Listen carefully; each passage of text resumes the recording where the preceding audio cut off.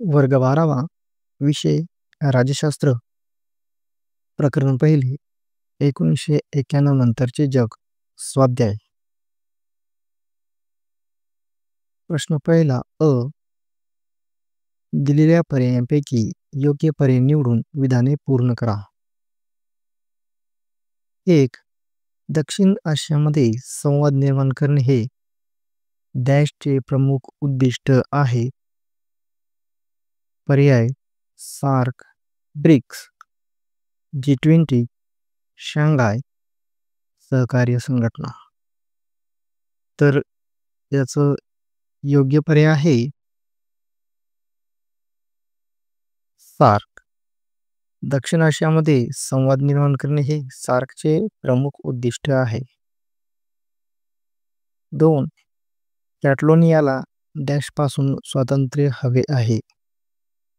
पर्याय Indonesia, Serbia, Spain, Russia. तर याचं उत्तर आहे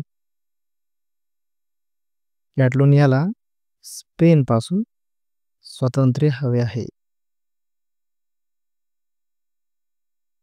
प्रश्न क्रमांक 2 अ. पुढील संकल्पना चित्र पूर्ण करा. बिमस्टेक देश. तर बिमस्टेक देश कोणते कोणते आहेत?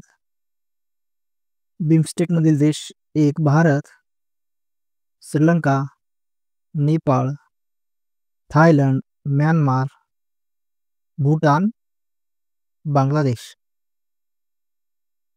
2. शांघाय सहकार्य संघटनेचे संस्थापक. तर हे आहेत चीन, Russia, Kyrgyzstan, Tajikistan, Kazakhstan, Uzbekistan. ब.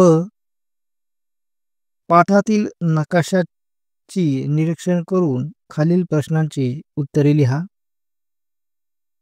पाठातील नकाशाचे निरीक्षण करून खालील प्रश्नांची उत्तरे लिहा. 1. शेंगेन क्षेत्रातील कोणत्याही 4 देशांची नावे लिहा. उत्तर फ्रान्स, जर्मनी, बेल्जियम, नेदरलँड. 2.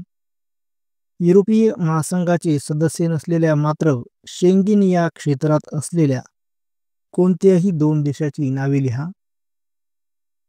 उत्तर नॉर्वे, क्रोएशिया.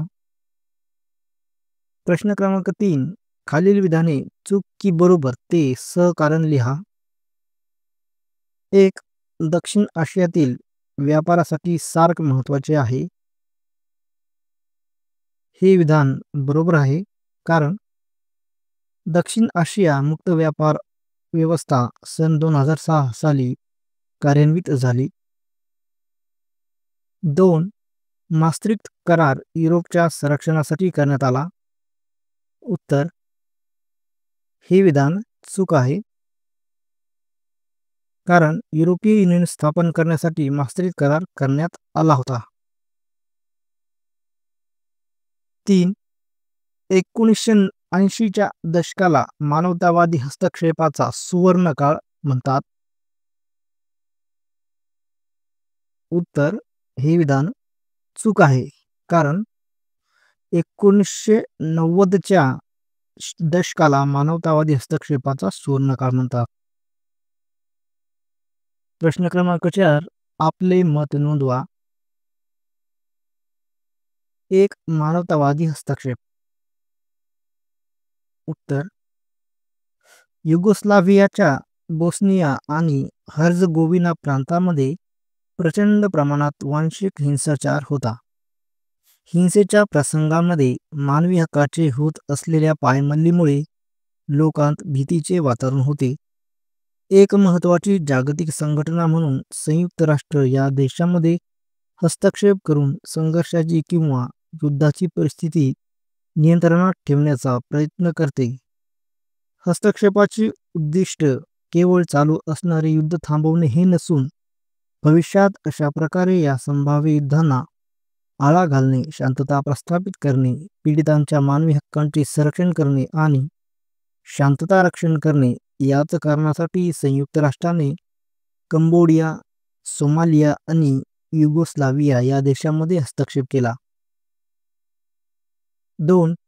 आंतरराष्ट्रीय राजकारणातील प्रादेशिकतावाद. उत्तर: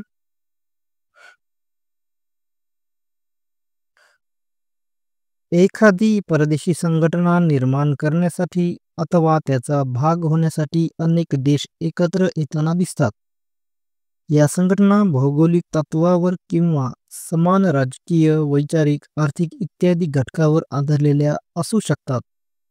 प्रादेशिक संघटना बांधताना देशांनी भौगोलिकरित्या जोडलेले असणे महत्त्वाचे असतेच. त्याशिवाय काही व्यावहारिक आणि संसाधन संदर्भातले मुद्देही महत्त्वाचे ठरतात. यामध्ये दळणवळण आणि संपर्क व्यवस्था, ऊर्जा स्रोत, आरोग्य व्यवस्था इत्यादीचा समावेश होतो. प्रादेशिकतावादाचा प्रवास साधारणपणे सदस्यांमध्ये घडणाऱ्या राजकीय संवादाने सुरू होतो. प्रश्न क्रमांक 5. खालील प्रश्नांची उत्तरे लिहा. सॉफ्ट पॉवर म्हणजे काय ते उदाहरणासह स्पष्ट करा. उत्तर: सॉफ्ट पॉवर म्हणजे अशी क्षमता ज्यामुळे तुम्हाला हवे तेच दुसऱ्यांना हवेसे वाटेल. शक्तीपेक्षा आकर्षण निर्माण करून स्वतःची ध्येय साध्य करण्याची क्षमता होय. देशाची प्रतिष्ठा, सांस्कृतिक प्रभाव आणि परंपरा यालाच सॉफ्ट पॉवर म्हणतात. उदाहरणार्थ शैक्षणिक देवाणघेवाण कार्यक्रम. अमेरिका हा देश विद्यार्थ्यांसाठी अतिशय अनुकूल आहे. गेल्या काही वर्षांमध्ये अमेरिकेत शिकणाऱ्या आंतरराष्ट्रीय विद्यार्थ्यांचा आकडा भरपूर प्रमाणात वाढला आहे. प्रश्न क्रमांक 6. युरोपीय महासंघाबाबत पुढील मुद्द्यांच्या आधारे चर्चा करा. मुद्दे आहेत: अ. इतिहास, ब. युरोपियन आयोग, क. युरोपियन संसद, ड. युरोपियन परिषद, ई. युरोपीय न्यायालय. तर याचं उत्तर आहे अ. इतिहास. दुसरे महायुद्ध व त्यानंतर शीतयुद्ध यामुळे आलेल्या त्या सततच्या अस्थिरतेमुळे युरोपमधील देशांना कायमच एकत्र येण्याची प्रेरणा मिळाली. युरोपीय संघाची सुरुवात आर्थिक सहकारी दृढ करणारी संस्था म्हणून झाली.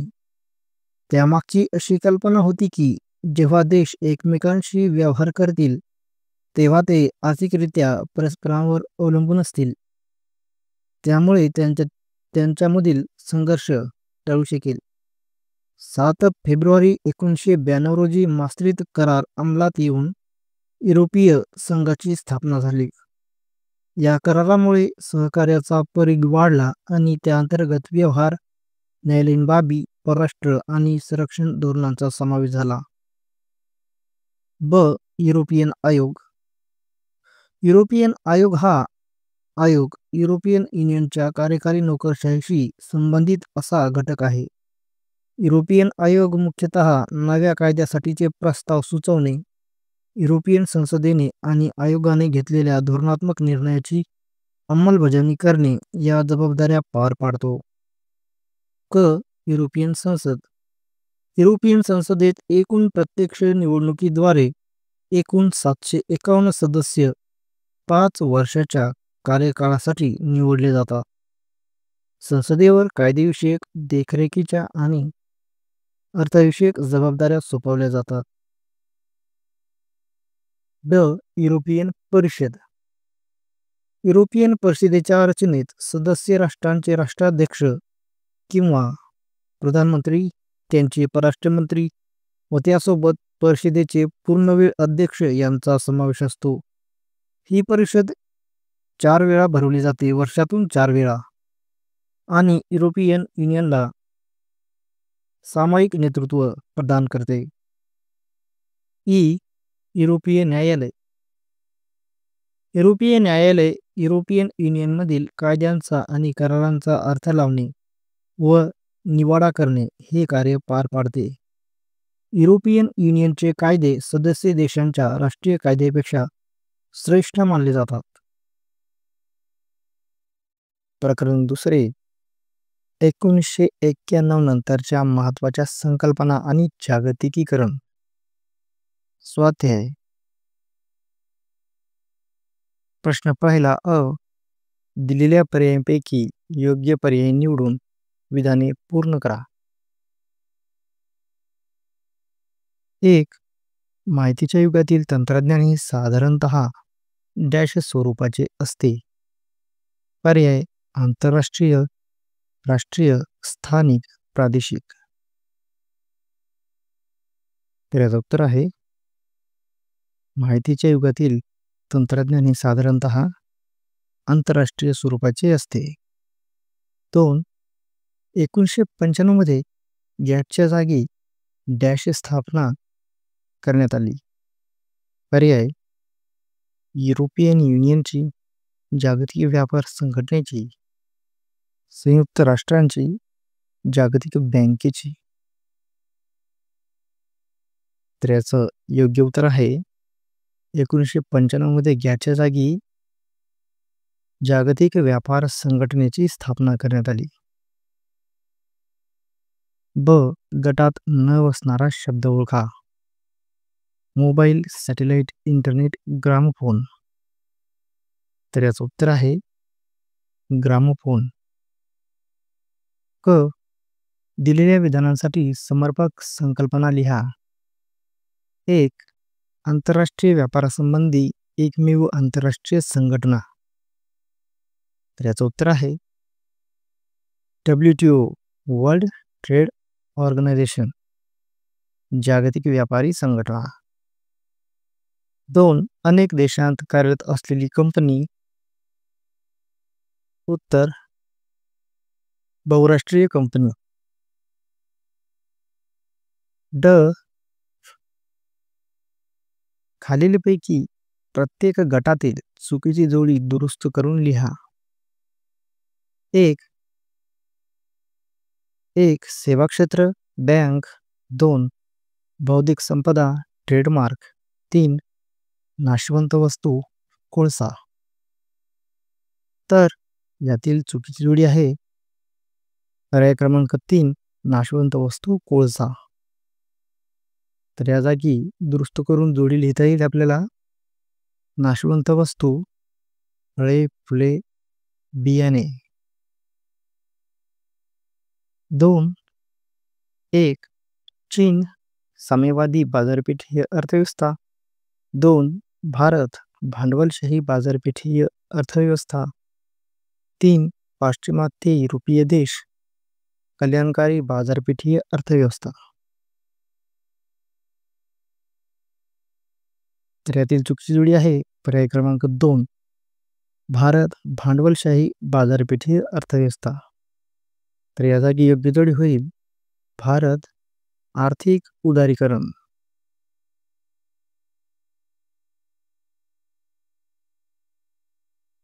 प्रश्न क्रमांक 2. खालील विधाने चुकी बरोबर ते सकारात्मक स्पष्ट करा. 1. जागतिकीकरणाने बाजारपेठीय अर्थव्यवस्था ही संकल्पना जाणली. उत्तर हे विधान बरोबर आहे. कारण आज जागतिकीकरणाच्या युगात एकच प्रभावी विचारप्रणाली आणि अर्थव्यवस्था दिसून येते. त्या व्यवस्थेचे वर्णन बाजारपेठीय अर्थव्यवस्था असे केले जाते. 2. जागतिकीकरणात बिगर सहकारी संस्थांचे महत्त्व कमी झाले आहे. उत्तर हे विधान चूक आहे. कारण नागरी समाजाला मिळालेल्या वाढत्या महत्त्वामुळे बिगर राजकीय घटक पुढे आले. म्हणून स्वयंसेवी संघटना आणि गैर सरकारी संस्थांना महत्त्व प्राप्त झाले आहे. त्या संस्था मानवी समस्यांच्या प्रश्नांवर भर देतात. आज आंतरराष्ट्रीय संबंध हे केवळ राष्ट्रांच्या संबंधापुरतेच मर्यादित राहिले नाही, तर त्यात बिगर राजकीय घटकांचा देखील समावेश झाला आहे. प्रश्न क्रमांक 3. सहसंबंध स्पष्ट करा. 1. जागतिकीकरण आणि संस्कृती. उत्तर जागतिक पातळीवर प्रसारमाध्यमात झालेली क्रांती आणि इंटरनेटच्या सेवेची उपलब्धता यामुळे लोकांना जगात काय घडत आहे हे जाणून घेणे शक्य झाले. परदेशातील महाविद्यालयात किंवा विद्यापीठात प्रवेश घेण्यासाठी आता ऑनलाईन प्रवेश घेता येतात. मित्रमैत्रिणींशी आणि कुटुंबियांशी जगाच्या कोणत्याही भागातून व्हॉट्सॲप किंवा मोबाईलद्वारे संवाद साधणे, आर्थिक व्यवहार, व्यापार केला जातो. आयात निर्यात करणे, लोकांचे देशांतर्गत आणि देशाबाहेरचे भ्रमण याचा समाज आणि संस्कृतीवर परिणाम झालेला दिसतो. या वैश्विक कॉस्मोपॉलिटन संस्कृतीचा उदय होताना दिसत आहे. या वैश्विक कॉस्मोपॉलिटन संस्कृतीवर पाश्चिमात्य विचारांचा बराच प्रभाव आहे. आधुनिकीकरण, पाश्चात्यीकरण, सेक्युलरायझेशन ही मूल्य पारंपरिक मूल्यापेक्षा महत्त्वाची वाटू लागली. उदाहरणार्थ, खाण्यापिण्याच्या सवयी, बर्गर, पिझ्झा, वडापाव, फास्ट फूडचे प्रमाण वाढलेले दिसते. नाताळ, दिवाळीसारखे सण, mother's day, father's day, friendship day साजरे केले जातात. अशा प्रकारे जागतिकीकरण आणि संस्कृती यांचा संबंध स्पष्ट केला आहे. 2. गॅट आणि जागतिक व्यापार संघटना. उत्तर: 1948 पासून आंतरराष्ट्रीय व्यापाराबाबतचे हे गॅट म्हणजेच general agreement on tariffs and trade च्या अंतर्गत आखले जात होते. गॅट ही संघटना नव्हती, तो व्यापारासंबंधीचा राष्ट्रादरम्यान केलेला करार होता. 1995 मध्ये गॅटच्या जागी जागतिक व्यापार संघटनेची निर्मिती केली गेली. आयातीवरील सीमाशुल्क आणि इतर कर रद्द करून जागतिक पातळीवर व्यापार मुक्त करण्यासाठी राष्ट्रांना प्रोत्साहन देणे हे संघटनेचे कार्य होते. आंतरराष्ट्रीय व्यापार यासंबंधी असलेल्या नियमांच्या पालनाबाबत लक्ष ठेवणारी एकमेव संघटना आहे. प्रश्न क्रमांक 4. मत नोंदवा. सहभागी राज्य समाजासाठी हितकारक आहे. तर याचं उत्तर आहे सहभागयुक्त राज्य समाजासाठी हितकारक आहे या विधानाशी मी सहमत आहे, कारण ही संकल्पना लोकशाहीशी सुसंगत आहे. सहभागाद्वारा नागरिकांच्या राजकीय जाणीवा अधिक प्रगल्भ होतील. राज्य कार्यांवर प्रजेचा नागरिकांचा अंकुश प्रस्थापित होईल. प्रश्न क्रमांक 5. पुढील प्रश्नाचे उत्तर लिहा. 1. जागतिकीकरणाच्या सकारात्मक व नकारात्मक बाजू कोणत्या आहेत? त्याचं उत्तर आहे सकारात्मक बाजू आहे. जागतिकीकरणाकडे व्यापक दृष्टीने बघितले तर त्याचा सकारात्मक आणि नकारात्मक अशा दोन्ही बाजू दिसून येतात. तरुणासाठी आपल्या देशात नवीन संधी उपलब्ध होणे ही सकारात्मक बाब आहे. आपल्याला जगात काय चालले आहे आणि त्याचा आपल्यावर काय परिणाम होईल याची अधिक चांगली जाण होत आहे. रोजगाराच्या नवीन संधी उपलब्ध होत आहेत. अधिक निर्मिती केली जात आहे. हा बदल खाजगी क्षेत्रात होत आहे, कारण या क्षेत्राकडे आर्थिक क्षमता आहे. सरकार किती प्रमाणात सेवा उपलब्ध करून देऊ शकते यावर आर्थिक मर्यादा आहेत. जागतिकीकरणाच्या नकारात्मक बाजू. जागतिकीकरणाच्या काही नकारात्मक बाजू देखील आहेत. राज्याच्या कल्याणकारी योजना थांबतील ही एक भीती आहे आणि उद्योगधंदे, विशेषतः लहान उद्योग हे जागतिक स्पर्धेमुळे नष्ट होतील ही देखील भीती आहे. शेतीच्या क्षेत्रात लहान आणि किरकोळ शेतकरी मोठ्या कंपन्यांशी स्पर्धा करू शकणार नाही. अशा प्रकारे जागतिकीकरणाच्या सकारात्मक व नकारात्मक बाजू आहेत. प्रकरण क्रमांक 3. 1991 नंतरच्या महत्त्वाच्या संकल्पना आणि समस्या. मानवतावादी प्रश्न. स्वाध्याय. प्रश्न पहिला अ. दिलेल्या पर्यायांपैकी योग्य पर्याय निवडून विधाने पूर्ण करा. 1. भारतात महिलांच्या समस्यांकडे पाहण्याचा सर्वसाधारण दृष्टिकोन हा डॅश दृष्टिकोन आहे. पर्याय: कल्याणकारी, विकासात्मक, सक्षमीकरण, शैक्षणिक. उत्तर: कल्याणकारी. भारतात महिलांच्या समस्यांकडे पाहण्याचा सर्वसाधारण दृष्टिकोन हा कल्याणकारी दृष्टिकोन आहे. 2. 1972 साली संयुक्त राष्ट्रांची मानवी पर्यावरणविषयक परिषद डॅश येथे झाली? पर्याय रिओ दे जेनेरिओ, पॅरिस, स्टॉकहोम, न्यूयॉर्क. उत्तर स्टॉकहोम. ब. खालीलपैकी प्रत्येक गटातील चुकीची जोडी दुरुस्त करून लिहा. जोड्या दिलेल्या आहेत. 1. 1960चे दशक महिलांच्या समस्यांकडे पाहण्याचा कल्याणकारी दृष्टिकोन. 2. 1970चे दशक महिलांच्या समस्यांकडे पाहण्याचा विकासात्मक दृष्टिकोन. 3. 1990चे दशक महिलांच्या समस्यांकडे पाहण्याचा शैक्षणिक दृष्टिकोन. उत्तर यातील चुकीची जोडी आहे पर्याय क्रमांक 3. 1990चे दशक महिलांच्या समस्यांकडे पाहण्याचा शैक्षणिक दृष्टिकोन. तर या जागी योग्य जोडी होईल 1990चे दशक महिलांच्या सक्षमीकरणाकडे पाहण्याचा दृष्टिकोन. 2. 1. अन्न पाणी इत्यादींचा अभाव, गरिबीचा पारंपरिक दृष्टिकोन. 2. मूल्य व सामाजिक बंधाचा अभाव, विकासाचा अपारंपरिक दृष्टिकोन. 3. आर्थिक वाढीचा अभाव, विकासाचा पारंपरिक दृष्टिकोन. तर यातील चुकीची जोडी आहे पर्याय क्रमांक 3. आर्थिक वाढीचा अभाव, विकासाचा पारंपरिक दृष्टिकोन. तर या जागी योग्य जोडी होईल विकासाचा अपारंपरिक दृष्टिकोन. क. गटात न बसणारा शब्द ओळखा व लिहा. 1. महिला सक्षमीकरणाचे राष्ट्रीय धोरण, घरगुती हिंसाचार प्रतिबंध कायदा, मुस्लिम महिला कायदा, लैंगिक छळ कायदा. तर याचं उत्तर आहे महिला सक्षमीकरणाचे धोरण. 2. हवामान बदल, कचरा व्यवस्थापन, पाण्याची कमतरता, जंगलतोड. उत्तर कचरा व्यवस्थापन. प्रश्न क्रमांक 2. खालील विधाने चूक की बरोबर सहकारण स्पष्ट करा. 1. नियोजन आयोगाची निर्मिती कृषी विकासाला प्रोत्साहन देण्यासाठी झाली. उत्तर ही विधान चूक आहे. कारण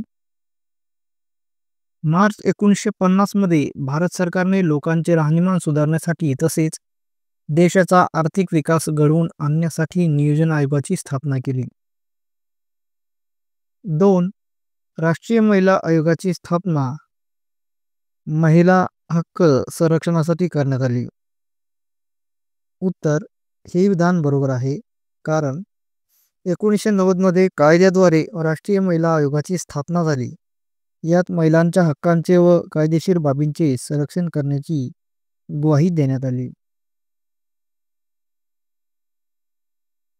प्रश्न क्रमांक 3. सहसंबंध स्पष्ट करा. 1. महिला सक्षमीकरण आणि शाश्वत विकास. उत्तर 2001 साली महिला सक्षमीकरणासाठी राष्ट्रीय धोरण तयार करण्यात आले. महिला सक्षमीकरण म्हणजे महिलांचा आत्मविश्वास जागृत करून त्यांच्यात त्यांच्या मूलभूत गरजांची पूर्तता करण्याची क्षमता निर्माण करणे होय. महिला सक्षमीकरणांतर्गत महिलांना शिक्षण, प्रशिक्षण व रोजगाराची संधी उपलब्ध करून दिली जाते. होतकरू महिला एकत्र येतात आणि स्वयंसहायता गटाच्या माध्यमातून स्वतःचा, समाजाचा शाश्वत कायमस्वरूपी विकास घडवून आणतात. 2. गरिबी आणि विकास.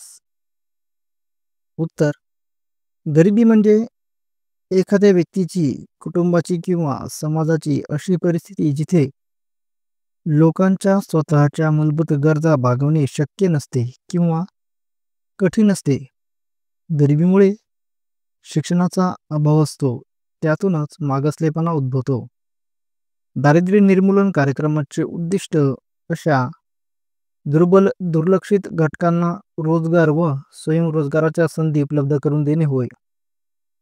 देशाच्या आर्थिक विकासासाठी दारिद्र्य निर्मूलनाला प्राथमिकता दिली जाते. स्वातंत्र्योत्तर काळात भारताने दारिद्र्य निर्मूलनाला प्राथमिकता दिली जाते. स्वातंत्र्योत्तर काळात भारताने दारिद्र्य निर्मूलनाच्या द्वारे आर्थिक विकासासाठी त्यांचा पाठपुरावा केला. त्यामुळे भारतातील दारिद्र्याचे प्रमाण उत्तरोत्तर कमी होत गेले. त्यामुळे भारताने आर्थिक विकासात मोठा पल्ला गाठला आहे. प्रश्न 4. खालील प्रश्नांची उत्तरे 80 ते 100 शब्दांत लिहा. 1. गरिबीचा पारंपरिक व पर्यायी दृष्टिकोन स्पष्ट करा. उत्तर: गरिबीच्या पारंपरिक दृष्टिकोनामध्ये अन्न, वस्त्र, निवारा, पाणी, स्वच्छता इत्यादींच्या अभावावर भर दिला जातो. गरिबीचा अर्थ शोधताना आर्थिक घटकाचा देखील विचार केला जातो. म्हणूनच गरिबी म्हणजे एखाद्या व्यक्तीची, कुटुंबाची किंवा समाजाची अशी परिस्थिती जिथे लोकांना स्वतःच्या मूलभूत गरजा भागवणे शक्य नसते किंवा कठीण असते. ही संकल्पना व्यक्तीच्या उत्पन्नावर लक्ष केंद्रित करते. उत्पन्नाच्या आधारावर त्या व्यक्तीला तुलनेने सोयीस्कर आयुष्य जगता येते. हे जीवनाचे भौतिक घटक आहेत. राज्याने लोकांना जगण्यासाठी लागणाऱ्या मूलभूत गरजांचा पुरवठा व्हावा याची जबाबदारी घेणे अपेक्षित असते. गरिबीचा पर्यायी दृष्टिकोन हा जीवनाच्या भौतिक व अधिभौतिक घटकांवर भर देतो. यामध्ये शाश्वत समाजातून मानवाच्या सामाजिक, आर्थिक व राजकीय कल्याणावर लक्ष केंद्रित केले जाते. याच्यात मूल्ये, सामाजिक बंध व सामूहिक संसाधनांच्या उपलब्धतेला विशेष महत्त्व दिलेले आहे. असा दृष्टिकोन निर्णय प्रक्रियेच्या सहभागी स्वरूपाला महत्त्व देतो. यामुळे समाजाच्या अपेक्षित घटकाला सार्वजनिक धोरणामध्ये सहभाग घेता येतो. तसेच राजकीय व आर्थिक विकेंद्रीकरणाला प्रोत्साहनही मिळते. 2. भारताने 1960 पासून 21व्या शतकापर्यंत विकास साधण्यासाठी कोणते प्रयत्न केले?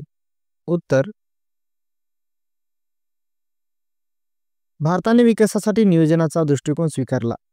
त्यासाठी नियोजन आयोगाची निर्मिती करण्यात आली. या नियोजन आयोगाने देशाच्या विकासासाठी पंचवार्षिक योजना तयार करण्याचे अपेक्षित होते. खासगी क्षेत्राऐवजी सार्वजनिक क्षेत्रातील उद्योगाला महत्त्व देण्यात आले. भारताची समाजवादाची संकल्पना कल्याणकारी राज्याला प्रोत्साहन देणे तसेच रोजगार निर्मिती करण्यावर आधारित आहे. भारताच्या दारिद्र्य निर्मूलनासाठी हा मार्ग स्वीकारण्यात आला. 1960 ते 70च्या दशकामध्ये काही बदल घडले. 1960च्या दशकात शेती विकासावर लक्ष केंद्रित केले गेले. या काळात भारतात हरित क्रांती झाली. 1980च्या दशकात भारताला आर्थिक संकटाला सामोरे जावे लागले. भारताचे सार्वजनिक क्षेत्र चांगली कामगिरी करू शकत नव्हते. दारिद्र्य निर्मूलन व समाज कल्याणासाठीचे उपक्रम फलदायी ठरत नव्हते. भारतीय राज्यघटनेच्या पंचायत राज घटना दुरुस्तीमुळे निर्णय प्रक्रियेचे विकेंद्रीकरण झाले, पण ते देखील फार यशस्वी झाले नाही. भारताला या आर्थिक अडचणीमुळे आंतरराष्ट्रीय नाणेनिधीकडून कर्ज घेणे भाग पडले. भारताने नेहमीच आर्थिक वाढ व लोकांची गरिबी निर्मूलन आणि विकासासाठी सामाजिक न्याय व समतेवर आधारित विकास हे भारताचे धोरण राहिले आहे. भारताच्या विकासाचे धोरण काळानुसार बदलत गेले आहे. जागतिक अर्थव्यवस्थेच्या बदलांचा तसेच वाढत्या आर्थिक सत्तेचा प्रभाव भारताच्या विकास धोरणावर पडला आहे. विकास नियोजनाच्या सुरुवातीच्या टप्प्यामध्ये सार्वजनिक क्षेत्र उद्योगांच्या माध्यमातून सरकारची भूमिका महत्त्वाची होती. 1980च्या दशकामध्ये हे धोरण बदलले. या काळात विकासाच्या धोरणातील काही त्रुटी भरून काढण्यासाठी काही बदल 1980च्या दशकात केले गेले. 1991च्या पुढील काळात आर्थिक सुधारणांच्या कार्यक्रमाची सुरुवात झाली. पूर्वीचे विकासाचे समाजवादी प्रतिमान सोडून देण्यात आले. भारताने आर्थिक उदारीकरण आणि सार्वजनिक क्षेत्राचे खासगीकरण घडवून आणले. या आर्थिक सुधारणांचा पाठपुरावा पुढील काळातील भारतीय सरकारांनी केला तसेच या सुधारणांना जनतेचा पाठिंबा देखील मिळाला. या सुधारणांमुळे भारतीय अर्थव्यवस्थेमध्ये बरेच बदल झाले. भारताची आर्थिक व औद्योगिक वाढ झाली आणि भारत एक स्थिर आर्थिक सत्ता असलेला देश म्हणून जगापुढे आला. या सुधारणांमुळे शासनाच्या भूमिकेत देखील फरक पडला. आता विकासाचे धोरण म्हणजे खासगी क्षेत्राला उत्पादन वाढवण्यासाठी प्रेरित करणे, रोजगार वाढवणे आणि समाजाच्या मिळकतीची पातळी वाढवणे असे आहे. भारतामध्ये बलाढ्य व क्रियाशील असे खासगी क्षेत्र अस्तित्वात आहे, ज्याच्यामध्ये मोठ्या, मध्यम आणि लघु उद्योगांचा समावेश आहे. खासगी क्षेत्राला महत्त्व मिळाले म्हणजे सरकारची विकासातील भूमिका संपली असा होत नाही. आज नागरी समाजासोबत सरकारची विशेषतः ग्रामीण भागामध्ये सामाजिक विकासामध्ये महत्त्वाची भूमिका आहे. यामध्ये मूलभूत सेवा जसे आरोग्य सेवा, शिक्षण, स्वच्छ पाणी इत्यादी सेवा ग्रामीण भागात उपलब्ध करून देण्याचा समावेश आहे. प्रश्न 5वा. दिलेल्या मुद्द्यांच्या आधारे प्रश्नाचे सविस्तर उत्तर लिहा. भारतीय महिलांची स्थिती. मुद्दे आहेत: अ. आर्थिक असमानता. ब. तस्करी व शोषण. क. साक्षरतेचे प्रमाण. ड. राजकीय प्रतिनिधित्व. उत्तर: अ. आर्थिक असमानता. भारतातील सगळ्यात मोठ्या समस्येपैकी एक म्हणजे स्त्री पुरुषांमधील वेतनातील दरी. त्याचबरोबर श्रमिकांच्या बाजारपेठेतील महिलांची टक्केवारी कमी आहे. ब. तस्करी व शोषण. 2013 साली संयुक्त राष्ट्र मादक पदार्थ व गुन्हे विभागाने सादर केलेल्या अहवालात भारतातील महिलांचे जबरदस्तीने विवाह करण्यासाठी तस्करी केली जात असल्याचे म्हटले आहे. पुढे नमूद केले आहे की त्यांचे बहुतेक वेळा शोषण केले जाते. त्यांचे मूलभूत हक्क डावलले जातात. त्यांना मोलकरीण म्हणून राबवण्यात येते. क. साक्षरतेचे प्रमाण. भारतातील महिलांचे साक्षरतेचे प्रमाण पुरुषांच्या तुलनेत कमी आहे. 2011च्या जनगणनेनुसार पुरुषांमधील साक्षरतेचे प्रमाण 82.14% आहे, तर महिलांमध्ये प्रमाण फक्त 65.46% आहे. ड. राजकीय प्रतिनिधित्व. भारताला स्वातंत्र्य मिळाल्यापासून संसदेत आणि राज्यातील विधानमंडळामध्ये महिलांचे असलेले अत्यल्प प्रमाण ही समस्या राहिली आहे. प्रकरण 4. समकालीन भारत. शांतता, स्थैर्य आणि राष्ट्रीय एकात्मतेसमोरील आव्हाने. स्वाध्याय. प्रश्न पहिला. अ. कंसातील योग्य पर्याय निवडून विधाने पूर्ण करा. 1.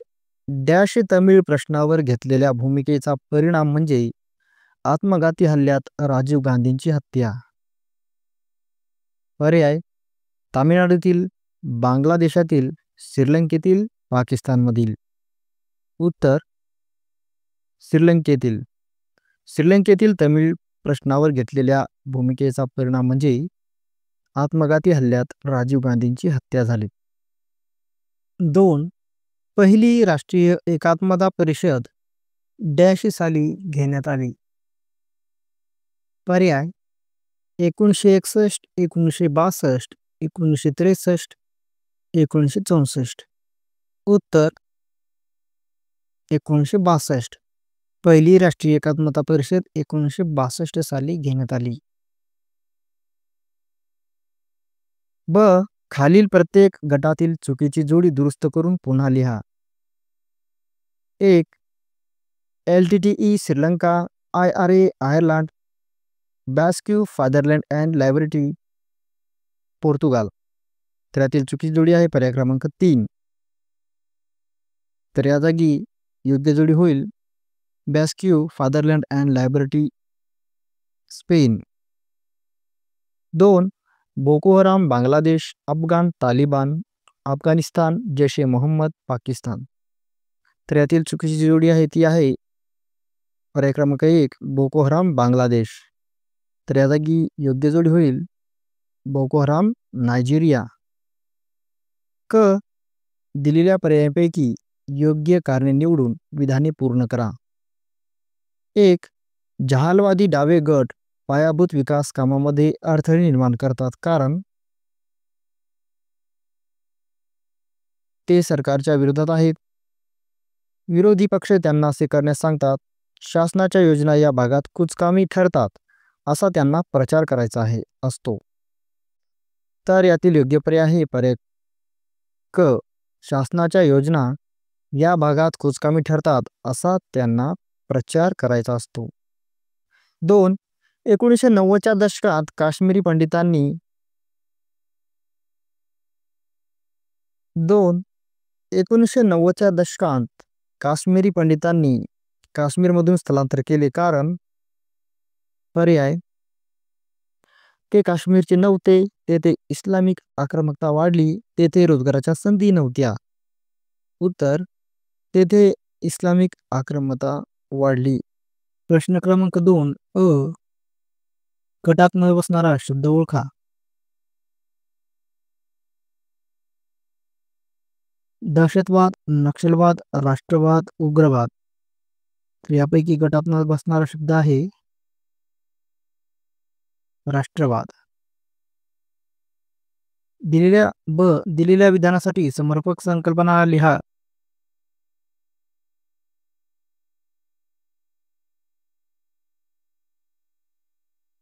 1. समाजात भीती, घबराट, धास्ती निर्माण करण्यासाठी हिंसाचाराचा केलेला वापर दहशतवाद. 2. लोकांचा राजाच्या निर्णय प्रक्रियेतील सहभागयुक्त लोकशाही. प्रश्न क्रमांक 3 अ. संकल्पना चित्र पूर्ण करा. राष्ट्रीय एकात्मतेची मूल्ये कोणती आहेत? तर याचं उत्तर असेल समान नागरिकत्व, विविधतेतील एकता, राष्ट्रपती निष्ठा, भिन्न समुदायाबद्दल बंधुत्वाची भावना, धर्मनिरपेक्षता, सामाजिक, आर्थिक व राजकीय न्याय, समानता. ब. खालील विधाने चूक की बरोबर सहकारण स्पष्ट करा. 1. राष्ट्रीय एकात्मता प्रस्थापित करण्यासाठी आणि समाज परिवर्तनासाठी लोकशाही आवश्यक आहे. उत्तर. ही विधान बरोबर आहे, कारण लोकशाहीमुळे राजकीय प्रक्रियेमध्ये सहभागी होण्याची संधी देशात सर्व घटकांना मिळते व शांततापूर्ण आणि घटनात्मक मार्गाने समाज परिवर्तन घडवून आणणे केवळ लोकशाहीतच घडू शकते. 2. भारतीय स्वातंत्र्य चळवळ ही राष्ट्रीय एकात्मतेस पोषक ठरली. उत्तर. हे विधान बरोबर आहे, कारण परकीय राजवटीपासून स्वातंत्र्य प्राप्त करण्यासाठी सर्व भारतीय एकत्र आले. ही भावना राष्ट्रीय एकात्मतेस पोषक आहे. प्रश्न क्रमांक 4 सहसंबंध स्पष्ट करा. राष्ट्रीय एकता आणि प्रादेशिक अस्मिता. उत्तर. राष्ट्रीय एकता आणि प्रादेशिक अस्मिता एकमेकांशी विसंगत नाहीत. भारतासारख्या खंडप्राय आणि विविधतेने नटलेल्या देशात प्रादेशिक अस्मितेचा आदर करूनच राष्ट्रीय एकात्मता साध्य करता येईल. राष्ट्रीय एकात्मता आणि प्रादेशिक अस्मिता यांच्यात समतोल प्रस्थापित करण्यासाठीच भारताने संघराज्यात्मक शासन पद्धतीचा स्वीकार केला. प्रादेशिक अस्मिता जोपासण्यासाठी राज्यांची भाषावार पुनर्रचना करण्यात आली. राज्यघटनेच्या 8व्या परिशिष्टात 22 भाषांचा समावेश करण्यात आला. यापैकी कोणत्याही भाषेत राज्यकारभार करण्याची मुभा देण्यात आली. प्रश्न क्रमांक 5 तुमचे मत लिहा. राष्ट्राच्या प्रगतीसाठी शांतता व स्थैर्य यांची गरज असते. उत्तर. वरील विधानाशी मी सहमत आहे, कारण कामगारांचे आंदोलने, विद्यार्थ्यांचे आंदोलने, शेतकऱ्यांचे लढे, जातीय दंगली व जाती हिंसाचारामुळे देशात अराजक सदृश परिस्थिती निर्माण होते. अशा प्रकारे आंदोलन निर्माण झाली तर ती परिस्थिती आटोक्यात आणण्यासाठी शासनाचा वेळ खर्ची पडतो. आंदोलनाच्या वेळी सार्वजनिक मालमत्तेची नासधूस होते. दुर्मिळ असलेली साधनसंपत्ती उत्पादक उपक्रमांवर खर्च करावी लागते. त्यामुळे राष्ट्राच्या प्रगतीत खंड पडते. देशाची आर्थिक प्रगती मजबूत करण्यासाठी या सर्व समाज घटकांनी संयम बाळगणे आणि सामंजस्याची भूमिका घेणे गरजेचे आहे. त्यामुळे देशात शांतता, स्थैर्य वाढेल आणि देशाची प्रगती होईल. प्रश्न क्रमांक 6 पुढील प्रश्नांची उत्तरे लिहा. 1. भारतातील डाव्यांचा उग्रवाद म्हणजे काय? उत्तर. 2004 साली पीपल्स वॉर ही आंध्र प्रदेशातील संघटना आणि भारतीय माओवादी केंद्र या बिहार आणि परिसरात वावर असणाऱ्या वेगवेगळ्या संघटना एकत्र आल्या. त्यांनी कम्युनिस्ट पार्टी ऑफ इंडिया माओवादी या पक्षाची स्थापना केली. नक्षलवादी चळवळ, जी माओवादी चळवळ अथवा डाव्यांची उग्रवादी चळवळ म्हणून ओळखली जाते, जिथे अन्याय, शोषण, दमन आणि राज्याकडून दुर्लक्षित केल्याची भावना असते तिथे चळवळ यशस्वी होते. शेतमजूर, दलित आणि आदिवासी लोकांचे समर्थन आहे. ती सर्व शहरी भागात विशेष कामगार भागात पसरली आहे. या चळवळीचा प्रसार बिहार, झारखंड, छत्तीसगड, महाराष्ट्र आणि आंध्र प्रदेश राज्यात झाला. ही चळवळ कार्ल मार्क्स, लेनिन आणि माओ त्से तुंग यांच्या वैचारिक बैठकीच्या कार्य करणारी संघटना आहे. सशस्त्राच्या जोरावर रेल्वे, रस्ते, वीज आणि दूरसंचार या पायाभूत कामात दहशतीच्या व हिंसक मार्गाने लोकशाही शासन उलथून पाडण्यासाठी काम करते. 2. जम्मू काश्मीरमधील सीमापार दहशतवाद स्पष्ट करा. उत्तर. भारतीय स्वातंत्र्याच्या कायद्यानुसार इंडियन इंडिपेंडन्स ॲक्ट 1947 या ॲक्टनुसार संस्थानांना भारतात किंवा पाकिस्तानात सामील होण्याचा निर्णय घ्यावयाचा होता. जम्मू काश्मीर पाकिस्तानात सामील करण्यासाठी तेथील महाराजा हरिसिंग यांच्यावर दबाव टाकण्याकरिता पाकिस्तानी लष्कराच्या मदतीने टोळीवाले काश्मीरमध्ये पाठवण्यात आले. महाराजा हरिसिंग यांनी भारतात सामील होण्याच्या करारावर सही केली. जम्मू काश्मीर भारतात सामील झाले आणि तेथूनच जम्मू काश्मीरमधील समस्येला सुरुवात झाली. 1965 मध्ये अमानुल्ला खान यांनी पाकव्याप्त काश्मीरमध्ये प्लेबिसाइट फ्रंटची स्थापना केली. या अनधिकृत लष्करी गटाने नॅशनल लिबरेशन फ्रंटने जम्मू काश्मीरमध्ये घातपाती कारवाया घडवून आणल्या. त्याचे नामकरण 1977 मध्ये प्लेबिसाइट फ्रंटला जम्मू काश्मीर लिबरेशन फ्रंट असे नवीन नाव देण्यात आले. ही दहशतवादी संघटना आझादीसाठी हिंसाचाराचा अवलंब करते. या गटाला सहाय्य करण्यासाठी पाकिस्तानी हिजबुल मुजाहिद्दीन या संघटनेच्या दहशतवाद्यांना पाठवले. त्यातूनच आझादीचा लढा हा पॅन इस्लामिक लढा बनला. पाकिस्तानातील IIS ही सरकारी संघटना दहशतवाद्यांना आर्थिक पाठबळ व लष्करी रसद पाठवते. त्यामुळे जास्त जम्मू काश्मीरमध्ये दहशतवादी हिंसाचार वाढला असून राजकीय अस्थैर्य निर्माण झाले आहे. भारतीय सैन्याद्वारा या सीमापार दहशतवाद्यांना चोख प्रत्युत्तर दिले जात आहे.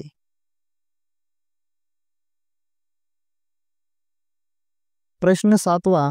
दिलेल्या मुद्द्यांच्या आधारे खालील प्रश्नाचे 150 ते 200 शब्दात उत्तर लिहा. पुढील मुद्द्यांच्या आधारे राज्याची भूमिका स्पष्ट करा. अ. शांतता आणि सुव्यवस्था. ब. आर्थिक प्रगती. क. राष्ट्र उभारणी. ड. शासन. ई. लोककल्याण. उत्तर. अ. शांतता आणि सुव्यवस्था. प्रगतीसाठी शांतता, स्थैर्य आणि नागरी सुव्यवस्था यांची नितांत गरज असते. अनियंत्रित समाज हा आर्थिक अरिष्टाला कारणीभूत असतो. नागरिकांच्या जीवनमानाचा दर्जा हा प्रामुख्याने सुव्यवस्थेवर अवलंबून असतो. संघर्ष निवारण आणि सुव्यवस्था राखणे यामध्ये अतूट संबंध आहे. जर संघर्ष योग्यरित्या हाताळले गेले तर शांतता, सुव्यवस्था आणि स्थैर्याला धक्का कमीत कमी पोहोचतो. ब. आर्थिक प्रगती. प्रतिनिधित्वाच्या घटनात्मक यंत्रणेचा वापर करून राज्याने राजकीय स्थैर्य देणे, सर्व प्रदेशांच्या एकात्म आणि सर्वांगीण प्रगतीतून आर्थिक भरभराट साधणे, लोककल्याणाच्या माध्यमातून सामाजिक सांस्कृतिक विकास साधणे ही सर्व मूल्ये व ध्येय भारतीय संविधानात नमूद केली आहेत. क. राष्ट्र उभारणी. राज्याने परिषदा, प्रतिनिधी मंडळे इत्यादींच्या माध्यमातून अधिक प्रतिनिधित्व देऊन मागणीची तीव्रता कमी करावी. मागास भागामध्ये उद्योग निर्मिती करावी. रोजगार निर्मितीच्या योजना सुरू कराव्यात. ग्रामीण भागात खासगी उद्योगांना आणि पब्लिक प्रायव्हेट पार्टनरशिपला प्रोत्साहन द्यावे. ड. शासन. राज्याने संघर्षाचे व्यवस्थापन आणि निराकरण करावे. हे करताना गरजेनुसार बळाचा वापर करावा. पोलीस अथवा लष्कर यांचा गरजेनुसार वापर करावा. विकास मंडळे स्थापन करावीत. केंद्र सरकारने मदत द्यावी. प्रादेशिक स्वायत्तता देण्यासाठी स्वायत्त मंडळे स्थापन करावी इत्यादी. ई. लोककल्याण. राज्याने राज्यातील गरजू लोकांसाठी विविध योजना राबवाव्या. मागास भागामध्ये उद्योग निर्मिती करावी. रोजगार निर्मितीच्या योजना सुरू कराव्यात. ग्रामीण भागात खाजगी उद्योगांना आणि पब्लिक प्रायव्हेट पार्टनरशिपला प्रोत्साहन द्यावे. निराधारांसाठी कल्याणकारी योजना सुरू कराव्यात. प्रकरण 5वे, समकालीन भारत सुशासन. स्वाध्याय. प्रश्न पहिला अ. कंसातील योग्य पर्याय निवडून खालील विधाने पूर्ण करा. 1. लोकपाल ही संकल्पना डॅश या देशाकडून घेण्यात आली. पर्याय: फिनलँड, स्वीडन, नॉर्वे, जर्मनी. उत्तर: स्वीडन. 2. माहितीचा अधिकार हा एक डॅश महत्त्वाचा पैलू आहे. पर्याय: सुशासनाचा, लोकशाहीचा, विकेंद्रीकरणाचा, विकासाचा. उत्तर: सुशासनाचा. ब. दिलेल्या विधानासाठी समर्पक संकल्पना लिहा. शासकीय अधिकाऱ्यांच्या विरोधातील तक्रारींची चौकशी करणारी व्यक्ती लोकायुक्त. प्रश्न क्रमांक 2 अ. संकल्पना चित्र पूर्ण करा. सुशासनाची मूल्य. तर सुशासनाची मूल्य आहेत: पारदर्शकता, उत्तरदायित्व, समता आणि समावेशकता, कायद्याचे राज्य, सहभागात्मक, प्रतिसादात्मक, सहमतीदर्शक, परिणामकारकता आणि कार्यक्षमता. ब. पुढील विधाने चूक की बरोबर ते सहकारण स्पष्ट करा. 1. राजकीय कार्यकारी प्रमुखांविरोधात लोकायुक्त चौकशी करू शकतात. उत्तर: वरील विधान चूक आहे, कारण ते शासकीय अधिकाऱ्यांच्या विरोधात करण्यात आलेल्या भ्रष्टाचाराच्या आरोपाची चौकशी करतात. राज्यपालाविरुद्ध करण्यात आलेल्या आरोपांची चौकशी करण्याचा अधिकार त्यांना नाही. 2. सुशासनामध्ये नैसर्गिक संसाधनांचा कुशलतेने वापर केला जातो. उत्तर: वरील विधान जे आहे ते बरोबर आहे, कारण सुशासनात समाविष्ट परिणामकारकता आणि कार्यक्षमता या तत्वात ही कृती समाविष्ट आहे. प्रश्न क्रमांक 3 सहसंबंध स्पष्ट करा. सुशासन आणि ई प्रशासन. उत्तर: सुशासन आणि ई प्रशासन यांचे संबंध घनिष्ठ आहेत. माहितीच्या अधिकाराच्या अंतर्गत नागरिकांना जलदपणे माहिती मिळते. नागरिकांच्या तक्रारीची दखल शासनाला त्वरित घ्यावी लागते आणि त्यासाठीचे निर्णय त्वरित आणि न्यायपूर्वक घ्यावे लागतात. प्रशासनात पारदर्शकता येऊन शासनाचे नागरिकांप्रती उत्तरदायित्व प्रस्थापित होते. प्रश्न क्रमांक 4 आपले मत नोंदवा. 1. ई प्रशासनामुळे शासकीय प्रक्रिया जलद झाली. उत्तर: ई प्रशासनामुळे शासकीय प्रक्रिया जलद झाली आहे या विधानाशी मी सहमत आहे, कारण यंत्रणेद्वारे माहितीची साठवण करणे शक्य झाले. गरज असेल तेव्हा ती माहिती विनाविलंब मिळते. माहितीच्या उपलब्धतेमुळे शासकीय निर्णय प्रक्रियेत होणारा विलंब टाळता येतो. शासनाचे नागरिकांप्रती असणारे उत्तरदायित्व आणि पारदर्शक कारभार ई प्रशासनामुळे प्रस्थापित होतात. 2. ई प्रशासनाने प्रशासनाला जनतेच्या जवळ आणले आहे. उत्तर: ई प्रशासनाने प्रशासनाला जनतेच्या जवळ आणले आहे या विधानाशी मी सहमत आहे, कारण ई प्रशासनाच्या आधी तक्रारींचे निवारण व्हावे यासाठी नागरिकांना तालुक्याच्या जिल्ह्याच्या ठिकाणी जावे लागत असे. ई प्रशासनामुळे स्वहस्ते माहितीची मागणी राहत असलेल्या ठिकाणाहून करता येते. शासकीय अधिकाऱ्यांना जनतेच्या तक्रारींची विनाविलंब दखल घ्यावी लागते आणि विविध निर्णय घ्यावे लागतात. अशा प्रकारे ई प्रशासनाने प्रशासनाला जनतेच्या जवळ आणले आहे. प्रश्न क्रमांक 5 उत्तरे लिहा. समाजातील विविध घटकांचे हक्क सुरक्षित करणाऱ्या भारतातील विविध संस्था स्पष्ट करा.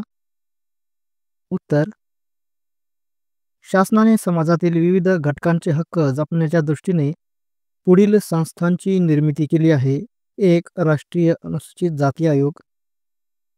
भारतीय संविधानाने स्थापन केलेला हा आयोग अनुसूचित जातींसाठीच्या संवैधानिक संरक्षक उपाययोजनांच्या संदर्भात काम करतो. 2. राष्ट्रीय अनुसूचित जमाती आयोग.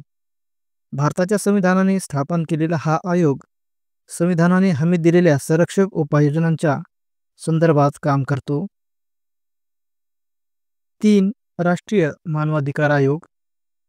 संविधानाने हमी दिलेल्या जीविताचा हक्क, स्वातंत्र्याचा हक्क, समता आणि प्रतिष्ठेच्या अधिकारांच्या संरक्षणासाठी सदर आयोग काम करतो. 4. राष्ट्रीय महिला आयोग. महिलांच्या तक्रारींचे निवारण करण्यासाठी सदर आयोगाची स्थापना करण्यात आली. महिलांच्या सामाजिक आणि आर्थिक विकासास चालना देण्याचे कार्य आयोग करतो. 5. राष्ट्रीय बाल हक्क संरक्षण आयोग. बालकांच्या हक्कांचे संरक्षण करणे, बालहक्कांना प्रोत्साहन देणे आणि त्यांचा बचाव करणे यासाठी हा आयोग कार्यरत असतो. प्रश्न क्रमांक 6. दिलेल्या मुद्द्यांच्या आधारे प्रश्नाचे सविस्तर उत्तरे लिहा. सुशासनाची पुढे दिलेली मूल्ये सविस्तरपणे स्पष्ट करा. अ. सहभागात्मक. ब. पारदर्शकता. क. प्रतिसादात्मक व ड. उत्तरदायित्व. उत्तर आहे सुशासनाची मूल्ये पुढीलप्रमाणे आहेत. अ. सहभागात्मक. लोकशाही व्यवस्थेच्या परिणामकारक कार्यासाठी लोकसहभाग आवश्यक असतो. जनतेचे विचार आणि मागण्या शासनापर्यंत पोहोचवल्या जातात. शासकीय निर्णय प्रक्रियेत आणि त्यांच्या कार्यवाहीत लोकप्रतिनिधींना सहभागी करून घेणे. ब. पारदर्शकता. पारदर्शकता या मूल्यामुळे शासकीय कामावर लक्ष ठेवणे लोकांना शक्य झाले आहे. 2005च्या माहितीचा अधिकार कायद्यामुळे नागरिकांना शासकीय कामकाजाविषयी माहिती प्राप्त करणे शक्य झाले आहे. क. प्रतिसादात्मक. सुशासनामध्ये विविध संस्थांमार्फत आणि प्रक्रियेमध्ये सर्व भागधारकांना ठराविक कालमर्यादेत सेवा देणे आवश्यक आहे. नागरिकांच्या समस्या आणि प्रश्नांबाबतीत शासन संस्थेने त्वरित निर्णय घेणे आणि त्याद्वारा जनतेच्या मागण्यांना सकारात्मक प्रतिसाद देणे. ड. उत्तरदायित्व. सुशासनात जनतेप्रती उत्तरदायित्व या संकल्पनेला महत्त्व आहे. निर्णय कोणी घेतले किंवा कार्यवाही कोणी केली आणि घेतलेले निर्णय संस्थांतर्गत की बाह्य घटकांनी यावर कोण कोणाला उत्तरदायी आहे हे अवलंबून असते. एकूणच कोणतीही संस्था ही तिच्या निर्णयासाठी जबाबदार असते. ज्यांच्यावर उत्तरदायित्वासाठी पारदर्शकता आणि कायद्याचे राज्य असण्याची गरज असते. 6. भारत आणि जग. स्वाध्याय. प्रश्न पहिला. अ. कंसातील योग्य पर्याय निवडून विधाने पूर्ण करा. 1. नेपाळ, सिक्कीम, भूतान यांना डॅश राजवटी म्हटले जाते. पर्याय. हिमालयीन भारत, लोकशाही, संविधानिक. उत्तर. हिमालयीन. 2. अमेरिकेसाठी डॅश हा इंडो पॅसिफिक क्षेत्रातील एक महत्त्वाचा भागीदार आहे. पर्याय. चीन, पाकिस्तान, भारत, रशिया. उत्तर. भारत. ब. गटातील चुकीची जोडी दुरुस्त करून लिहा. नॅटो, युरोप, अँझस, आफ्रिका, सिएटो, दक्षिण पूर्व आशिया, सिंटो, पश्चिम आशिया. तर यातील चुकीची जोडी आहे बी. अँझस, आफ्रिका. तर या जागी योग्य जोडी असेल अँझस, ऑस्ट्रेलिया, न्यूझीलंड, युनायटेड स्टेट्स. प्रश्न तिसरा. पुढील विधाने चुकी बरोबर ते सकारण स्पष्ट करा. 1.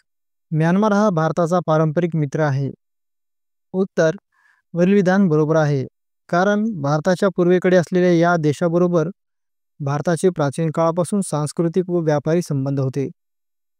2. 1990 नंतर बदललेल्या जागतिक व्यवस्थेत दहशतवादाचा मुद्दा ऐरणीवर आला आहे. उत्तर वरील विधान चूक आहे. कारण 1990च्या बदललेल्या जागतिक व्यवस्थेत आर्थिक वृद्धीसाठी जागतिकीकरण हा मुद्दा ऐरणीवर आला आहे. 3. सागरमाला योजनेत रस्त्यांचा व्यापक विकास अभिप्रेत आहे. उत्तर वरील विधान चूक आहे. कारण सागरमाला ही बंदराधारित विकासाची योजना आहे. प्रश्न 3. आपले मत नोंदवा. हिंदी महासागरातील भारताची भूमिका. उत्तर हिंदी महासागरात भारताचे स्थान मध्यवर्ती आहे.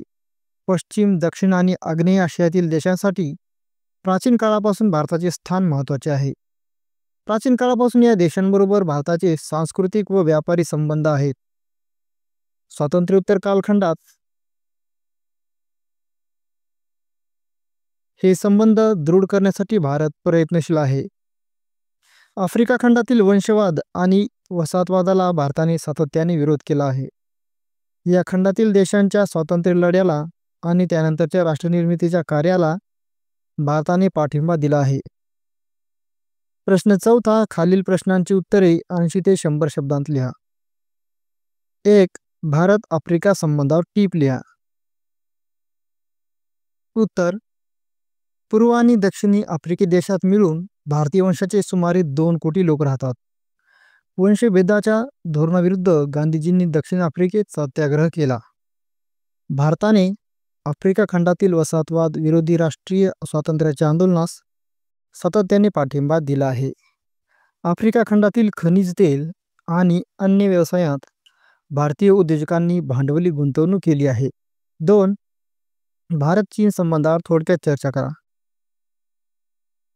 उत्तर 1949 साली साम्यवादी क्रांतीनंतर चीनला भारताने राजनयिक मान्यता दिली. प्रारंभीच्या काळात या दोन देशांमध्ये मैत्रीपूर्ण संबंध प्रस्थापित झाले. 1954 मध्ये या दोन देशांनी व्यापार आणि सहकार्याचा करार केला, ज्यायोगे भारताने तिबेटवरील चीनच्या सार्वभौमत्वास मान्यता दिली. त्यानंतरच्या काळात सीमावादावरून 1962 साली झालेल्या भारत-चीन युद्धात भारताचा पराभव झाला आणि त्यांनी राजनयिक संबंध तोडले. 1976 मध्ये भारत आणि चीनमधील राजनयिक संबंध पुन्हा प्रस्थापित झाले आणि द्विपक्षीय संबंध सुधारण्याचे प्रयत्न झाले. सीमा विवाद सोडवण्यासाठी संयुक्त कार्यगटांची स्थापना करण्यात आली. दोन्ही देशांदरम्यान प्रत्यक्ष नियंत्रण रेषेवर शांतता व सौहार्दपूर्ण वातावरण राखण्याचा करार झाला. 1990च्या दशकात चीनचा महासत्ता म्हणून उदय झाला. गेल्या 2 दशकात दोहोंदरम्यानचे व्यापारी संबंध वृद्धिंगत झाले आहेत. आज चीन भारताच्या सर्वात मोठ्या व्यापारी भागीदारापैकी एक आहे. चीनच्या महत्त्वाकांक्षी बेल्ट अँड रोड प्रकल्पाविषयी भारताचे काही आक्षेप असले तरीही जागतिक व्यापारी संघटना आणि वातावरण बदल वाटाघाटी ते एकमेकांचे भागीदार आहेत. चीनचा पाकिस्तानला असलेला पाठिंबा ही देखील भारतासाठी एक समस्याच आहे. प्रश्न 5. पुढील प्रश्नाचे उत्तर दिलेल्या मुद्द्यांच्या आधारे लिहा. भारताच्या परराष्ट्र धोरणाला प्रभावित करणारे घटक. पुढील मुद्द्यांच्या आधारे सविस्तर लिहा. अ. भौगोलिक घटक. ब. ऐतिहासिक घटक. क. आर्थिक घटक. ड. राजकीय घटक. ई. आंतरराष्ट्रीय व्यवस्था. उत्तर अ. भौगोलिक घटक. दक्षिण भारताची विस्तृत किनारपट्टी तसेच उत्तर आणि ईशान्येकडील हिमालय पर्वताच्या रांगा यांनी भारताच्या परराष्ट्र धोरणाला आकार दिला आहे. उत्तर आणि ईशान्य सीमेपलीकडे चीनसारखा मोठा देश असणे याचाही भारताच्या परराष्ट्र धोरणावर परिणाम झाला आहे. शेजारी देशांची भारताबरोबर सीमा आहे. भारताचे हिंदी महासागरात महत्त्वाचे स्थान आहे. ब. ऐतिहासिक घटक. शांतता आणि सहजीवन या भारताच्या पारंपरिक सांस्कृतिक मूल्यांचा आणि पश्चिम, मध्य आणि आग्नेय आशियातील देशांबरोबरील ऐतिहासिक सांस्कृतिक संबंधाचा भारतीय परराष्ट्र धोरणावर प्रभाव पडला आहे. वसाहतवाद आणि वर्णभेदाला विरोध ही मूल्ये भारताच्या स्वातंत्र्य लढ्यादरम्यान उद्भवली. क. आर्थिक घटक. वसाहती काळापासून चालत आलेल्या गरिबी आणि मागासलेपणातून बाहेर येण्याची तीव्र गरज भारताला जाणवत होती. सशर्त आर्थिक मदत भारताने नाकारली. आयात पर्यायी धोरण आणि सार्वजनिक क्षेत्राचे महत्त्व यांचा भारताच्या परराष्ट्र धोरणावर मोठा परिणाम झाला. 1991 नंतर उदारीकरण, खाजगीकरण आणि जागतिकीकरणाचे धोरण अवलंबल्यानंतर भारतीय परराष्ट्र धोरणात अनेक मूलभूत बदल घडून आले. राजकीय घटक. भारताचे परराष्ट्र धोरण बनवण्यात आणि राबवण्यात राजकीय नेतृत्वाचा मोठा प्रभाव असतो. जवाहरलाल नेहरू ते नरेंद्र मोदी या प्रधानमंत्र्यांनी भारताचे परराष्ट्र धोरण घडवण्यात निर्णायक भूमिका बजावली आहे. परराष्ट्र मंत्रालय आणि राष्ट्रीय सुरक्षा सल्लागार यांची ही भूमिका महत्त्वपूर्ण आहे. आंतरराष्ट्रीय घटक.